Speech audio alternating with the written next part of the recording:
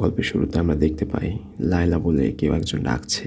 আমাদের গল্পের main character ও পৃথিবী বিখ্যাত লায়লা মজনু প্রেম কাহিনীর সেই লায়লাকে, যে কিনা ঘুমাচ্ছিল এবং ঘুমে ঘুমে একটা স্বপ্ন দেখছিল এবং এই স্বপ্নটাই সে প্রতিনিয়ত দেখে। দিকে তার বোন আমরিন তাকে ডাকছে কলেজে যাওয়ার জন্য। তার বোন তাকে বলে 10 মিনিটের মধ্যে তৈরি হয়ে নিচে না আসলে আমি তোকে রেখে চলে যাব। এই কথা শুনে লায়লা উঠে পড়ে এবং নিচ থেকে তার বোন গাড়ি হর্ন বাজাতে থাকে যেন তাড়াতাড়ি করে লায়লা চলে আসে। পরের সিনে আমরা দেখতে পাই লায়লা তার কলেজ ব্যাগ নিয়ে দৌড়ে চলে আসে। এই সিনেই বাবা মেয়ের একটি খুনসুটি দেখতে পাই। তার বাবা তাকে বলে অ্যালার্ম দিয়ে রাখো না কেন। প্রতি উত্তরে লায়লা বলে সিগারেট খাওয়া ছাড়ো না কেন। এরপর দুই বোন গাড়ি করে কলেজের উদ্দেশ্যে বেরিয়ে পড়ে। পথিমধ্যে আমরা দেখতে পাই কয়েকজন ছেলে রাস্তায় বসে থাকে লায়লাকে পটানোর জন্য। তারপর একসময় ছেলেগুলো মোটরসাইকেল করে লায়লার গাড়ির পিছনে পিছনে যেতে থাকে। লায়লাও তার গাড়ির লুকিং গ্লাসে তাদেরকে দেখে খুব মজা নেয়। আর লায়লার বোন এসব দেখে লায়লার উপর রাগ করতে থাকে। আর এদিকে লায়লা অনেক স্মার্ট আর সুন্দরী থাকায় অনেক ছেলেরা তার প্রেমে পড়ে যায়। তারপর এক সিনে আমরা দেখতে পাই কলেজে লায়লা ও তার বান্ধবীরা বসে গল্প করছে। লায়লার এক বান্ধবী শ্যামা তার বয়ফ্রেন্ডের সাথে লিপ কিস করেছে। এটা সবাই জিজ্ঞেস করছে সে এটা কিভাবে করলো। আর একটা কথা বলে রাখি, আমাদের গল্পের এই লায়লা হচ্ছে অতি সাহসের অতি চঞ্চল টাইপের মেয়ে। সে নিজের মতো করে চলে এবং তার মতো করে চলতে ভালোবাসে। সে কারো পরোয়া করে না। আর সে তার নিজের ভিতরে কি যেন একটা জিনিস অনুভব করতে থাকে এবং ছোটবেলা থেকে প্রায় একটা স্বপ্ন দেখতে থাকে। আর সেই স্বপ্নে সে কেবল একটা ছেলেকেই দেখতে থাকে। তো চলো চলে যায় পরের সিনে। আমরা দেখতে পাই মাঝরাতে তার ঘুম ভেঙে যায় এবং দেখে টিভি চলছে। এটা দেখে সে টিভি অফ করে ঘুমানোর চেষ্টা করে, কিন্তু তখন তার ঘুম আসে না।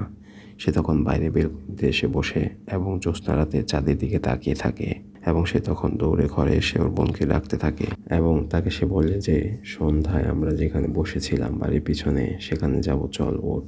সেখানে আমার একটা টপস পড়ে গেছে, ওটা আনতে যাব। কিন্তু তার বোন তার কথায় রাজি না হয়ে শুয়ে পড়ে। কিন্তু লায়লা তো নাছোড়বান্দা, সে সেখানে না যেয়ে ছাড়বে না। তারপর অনেক রিকোয়েস্ট করে তার বোনকে নিয়ে সে একটা লাইট হাতে বের হয়ে যায় এই মাঝরাতে। কিন্তু লায়লা মূলত বাড়ির পিছনে না, তার থেকে অনেক দূরে কোনো এক জায়গায় চলে যায়। কবরস্থানের ভেতর দিয়ে দুজন যেতে থাকে। তারপর সেখানে একটা মিউজিক শুনে তারা থেমে পড়ে এবং দেখতে পায় দুটো গাড়ি তাদের দিকে আসছে। তারা ভয়ে দৌড়ে পালায় এবং কিছু দূরে এক জায়গায় গিয়ে মাটিতে শুয়ে পড়ে। এদিকে গাড়ি দুটো একটা জায়গায় এসে থেমে যায় এবং গাড়ি থেকে একজন লোক নেমে আসে। মজার ব্যাপার হলো গাড়ি থেকে নেমে আসা লোকটি তাদের দিকে আসতে থাকে এবং এক পর্যায়ে তাদের কাছে এসে তাদের শরীরে প্রস্রাব করে দেয়। এটা দেখে লায়লার বোন চিৎকার দিয়ে দৌড়ে পালায় এবং লায়লাও পালানোর চেষ্টা করে। এর মধ্যে চিৎকার শুনে সেই লোকটিও পড়ে যায় এবং লায়লাও তার পায়ের সাথে হোঁচট খেয়ে তার উপরে পড়ে যায়। দুজনেই তৎক্ষণাৎ অবাক হয়ে যায় ঘটে যাওয়া ঘটনার জন্য। তারপর ঘটনা এক পর্যায়ে লায়লা উঠে দৌড়ে বাড়ির দিকে ছুটে যায়। তারপর সিন পাল্টে যায়। গল্পের এবারে আমরা দেখতে পাই ছোটখাটো একটা প্রোটেস্ট, যেখানে কিছু লোক জড়ো হয়ে একটা বিক্ষোভ পালন করছে কোনো এক হোটেলকে কেন্দ্র করে। তারপর সেখানে পুলিশ এসে তাদের ছত্রভঙ্গ করে দেয়। আর বলে রাখি, এখানে আমাদের গল্পের অন্যতম একটা চরিত্র মজুদ আছে। ভিডিওটির সাথে থাকুন, সব বুঝতে পারবেন। তারপর সিন পরিবর্তন। এই সিনে আমরা দেখতে পাই একজন লোক লায়লার বাবাকে রাজনীতি করার পরামর্শ দিচ্ছে এবং পাশে জাবেদ পাটে নামের সেই চরিত্রটি তুসুলদারিতে ব্যস্ত। তারপরে আমরা দেখতে পাই সেই লোকটি জাবেদ পাররেকে বলছে, তোমার মতো স্মার্ট সুন্দর ছেলে যদি এই বাড়িতে থাকতো তবে মাসুদকে, মানে লায়লার বাবা, মাসুদকে তো আমাদের পার্টি পুরো মজমা সাজিয়ে গুছিয়ে দিত। তারপর আবার রাতে বেলকনিতে আমাদের লায়লাকে দেখতে পাই এবং বাড়ির বাহিরের রাস্তায় গাড়ির ভেতর থেকে দূরবীন দিয়ে লায়লাকে দেখছে কেউ একজন। তারপর দিন সকালে লায়লা ও তার বান্ধবীরা সবাই মিলে আইসক্রিম খাচ্ছিল। তারপর সেখানে সেদিনে সেই গাড়ি দেখে লায়লা বলে, ঠিক সেই গাড়ি। এটা শুনে লায়লার এক বান্ধবী বলে, আরে এটা তো কায়েস ভাটের গাড়ি, কায়েস ভাট তোর পিছে লেগেছে। লায়লা অবাক হয়ে জিজ্ঞেস করে, কে এই কায়েস ভাট? তার বান্ধবী বলে, তুই কায়েস ভাটকে চিনিস না? শালিমার হোটেলের মালিক গোলাম সারোয়ারের ছেলে এই কায়েস ভাট, বড় একটা পাগল, খুব বাজে ও দুশ্চরিত্র লোক। তারপর শুরু হয় কায়েসের অনুসন্ধান। একটা বিষয় তো বলে গেছি, এই কায়েসই হলো আমাদের গল্পের হিরো। সেই ঐতিহাসিক প্রেম কাহিনী লায়লা মজনু, মজনু মানে কায়েস, কায়েস ভাট এবং সেদিন রাতে সেই পড়ে যাওয়া লোক। তো গল্পে ফিরে আসা যাক। এদিকে লায়লা তার সব বান্ধবীদের কাছ থেকে কায়েসের সব কুকীর্তি শুনেও তার প্রতি কেমন যেন দুর্বল হয়ে পড়ে। এত সব কুকীর্তি যেন কোনো কিছুই মনে হয় না লায়লার কাছে। এরপর দেখতে পাই কায়েস লায়লাকে সবসময় ফলো করছে। কলেজে যাওয়ার সময়, আসার সময়, রাস্তাঘাটে সবসময় এভাবে ফলো করে যাচ্ছে। আবার লায়লা যেখানে যায়, যা খায়, যা কিনে, সবখানে সবাই তাকে ফ্রিতে দেয়। এসব কিছু হয় কায়েসের ইশারায়। তারপর লায়লা জানতে পেরে রাস্তায় এসে কায়েসের গাড়িতে নক করতে থাকে এবং কায়েস রাস্তার পাশে এক দোকান থেকে বের হয়ে লায়লার নিকট আসে এবং একটা সালাম দিয়ে বলে, বলুন তো কি হয়েছে। লায়লা বলে, আপনি বলুন কি হয়েছে, আমার পিছনে পিছনে ঘুরছেন কেন, কি চান আপনি। তারপর কায়েস লায়লা সেই রাতের ফেলে আসা টর্চ লাইট দেখিয়ে কায়েস বলে, এই টর্চ ফেরত দিতে চাচ্ছি, নম্বর নাই তো তাই ফলো করতে হলো। এই ছোট আমারে বলছিল ভাইজান নাম্বার নাও আর ফোন দাও। আমি বললাম না, আমি তো নাম্বার তখনই নেব যখন ও নিজে থেকে দেবে। এবার লায়লা রাগ হয়ে বলে, আজকের পর থেকে আমার পিছনে আসবে না। এই বলে লায়লা চলে যায় সেখান থেকে। রাতে আবারও লায়লাকে বেলকনিতে বসে থাকতে দেখা যায় এবং কায়েসও বাইরে গাড়ি থেকে দূরবীন দিয়ে লায়লাকে দেখতে থাকে। পরদিন রাতে লায়লাকে আবার বেলকনিতে দেখা যায় এবং কবুতরে পায় একটা চিঠি যেটা কায়েস পাঠিয়েছে। পরের সিনে আমরা দেখতে পাই একটা বিয়ে বাড়ি যেখানে লায়লা ও তার বান্ধবীরা সবাই উপস্থিত এবং হঠাৎ কায়েসও সেখানে উপস্থিত। এরপর দেখি গানের আসরে দুজন দুজনের দিকে বারবার তাকাচ্ছে অন্যরকম দৃষ্টিতে আর হাসছে। এভাবে দুজনের মধ্যে প্রণয় ঘটে, দুজন দুজনকে ভালোবেসে ফেলে। তারপর লায়লা তার ফোন নম্বর দেয় কায়েসকে। কায়েস ফোন করে এবং দুজনেই ফোনে কথা বলতে থাকে।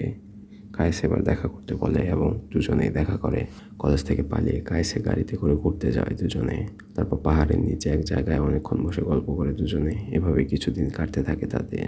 হঠাৎ একদিন জাভেদ পাররে লায়লাকে কায়েসের গাড়িতে দেখতে পায় এবং ওদের পিছন পিছন ছুটতে থাকে। তারপর কৌশলে কায়েস লায়লাকে গাড়ি থেকে নামিয়ে কায়েস তার নিজের বোনকে গাড়িতে উঠিয়ে নেয় এবং জাভেদ পাররিকে ফলো করার জন্য কলার ধরে গাড়ি থেকে বের করে মারার চেষ্টা করে।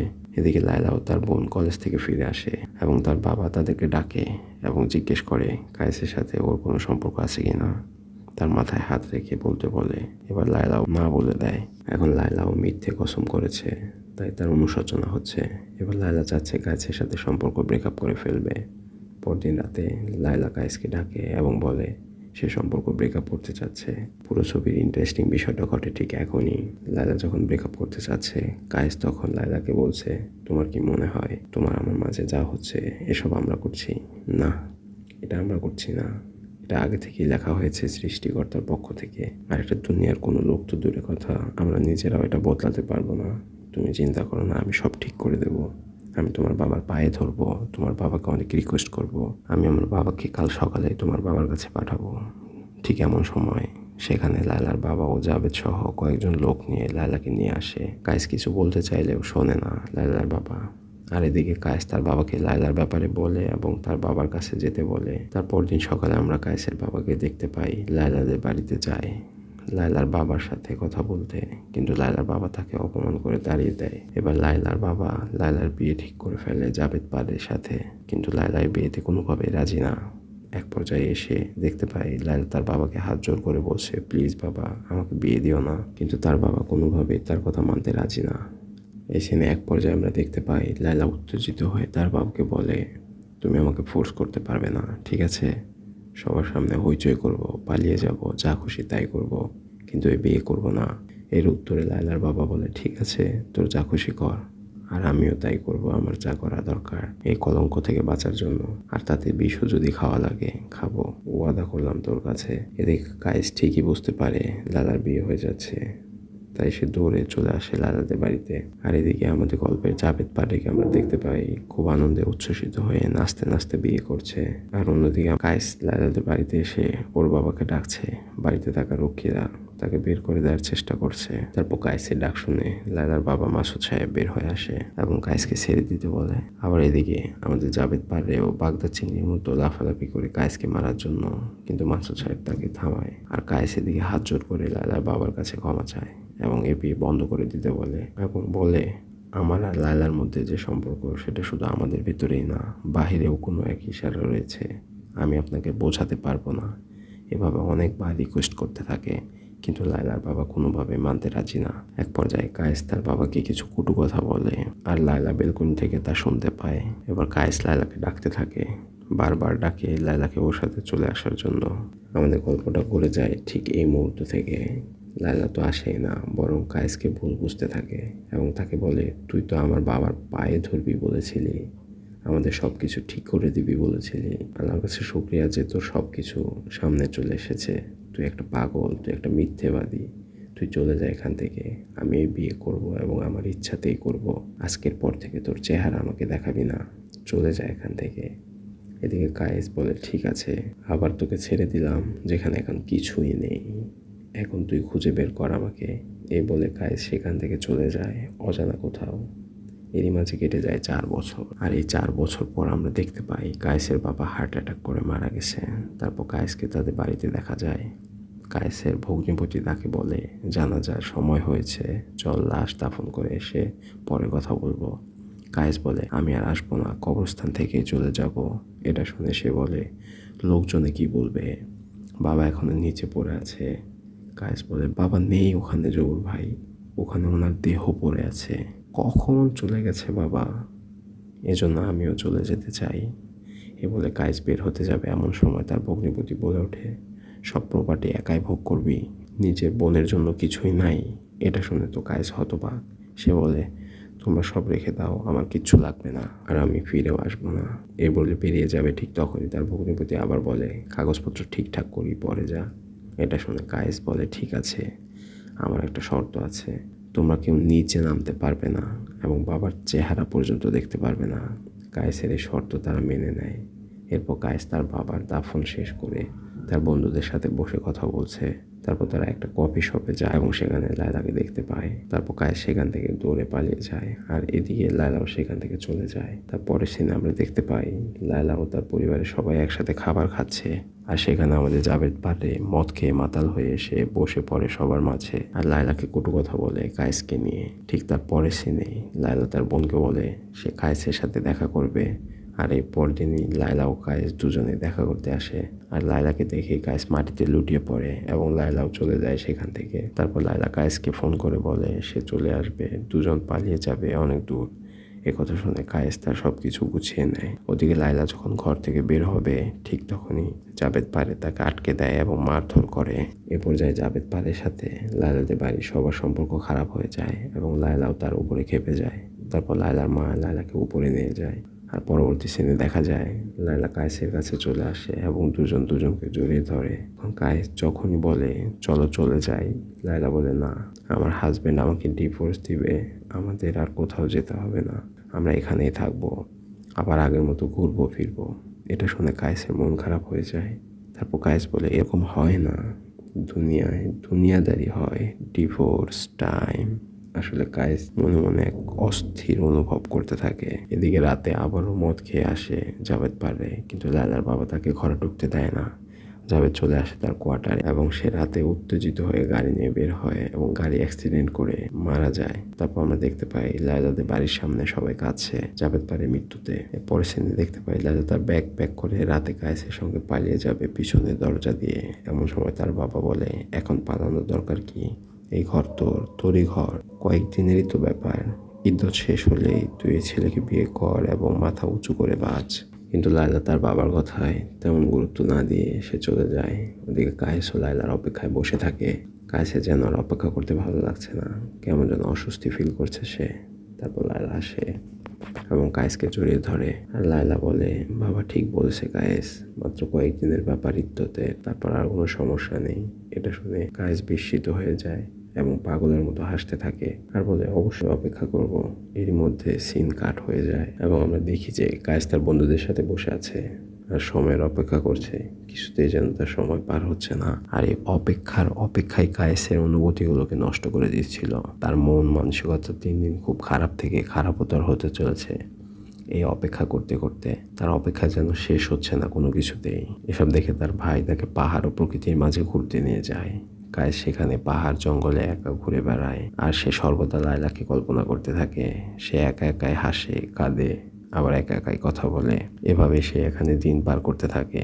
কায়েস এখানে পাহাড়, নদী, গাছ, প্রকৃতির সাথে যেন নিজেকে মিশিয়ে নিয়েছে। সে প্রকৃতির মাঝে থাকতেই ভালোবাসে। সে এভাবে থাকতে থাকতে দুনিয়ার সব দুনিয়াদারি ভুলে গিয়েছিল। আপন পর ও হিতাহিত বোধ ভুলে সে এক সত্তাকে আবিষ্কার করতে পেরেছিল। তাই তো সে সবার সাথে উদ্ভট আচরণ করতে লাগলো। তার এসব আচরণ দেখে তার কোয়ার্টারের কেয়ারটেকার তার ভাইকে ফোন দিয়ে আসতে বলে।